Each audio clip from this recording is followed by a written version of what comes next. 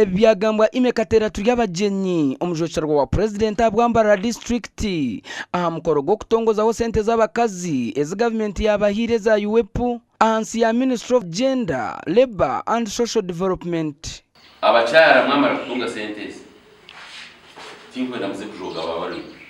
abamwe nabura mwapata za miliyoni 12 nyuma yo kumukuzukoze so mu group mwaza kukayo isha yona no manyango mwana kubarayende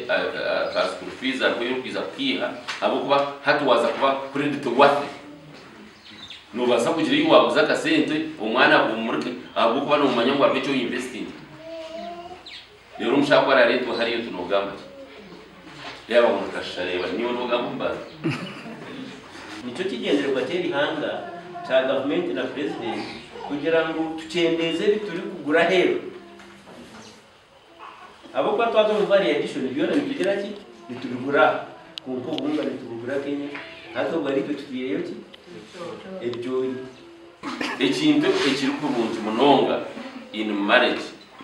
is mube transparent mumanyane mbyo gukora bara bina amanyangirizo bolkahe kandi abina cyakizirishi kandi umugambire mugezeho mukwata sente zo ibiro muri bibina murebe umwatirishi mwasi Tumwebaze Hope or chairperson wa Women Council abwambara district yashaba ba Ministry ya Gender ngo bagume bahereza abakazi sente ziri kumara nko kubaza bashabire okwenda kukiriza byetengo byabo enemirungi hati ejya milionezo ishatu baba ndende zabo nkina ngo batandikiraho hata batandikira hantemwe ni yakabirute kwika mwaba miliyoni 5 tumayisa mbagure ntemwe ne cweka nemwe na nembuzi baza fa hato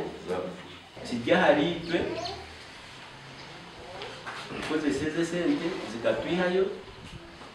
ninga tukazishisha tukagutsikuma tukusiba tutere dura government dine change direki dine choko echeko zire abakazi basimire government ya NRM ko yemberwa President Museveni ahabwo kufankurakurana y'abakazi mu ihanga ahabo kuba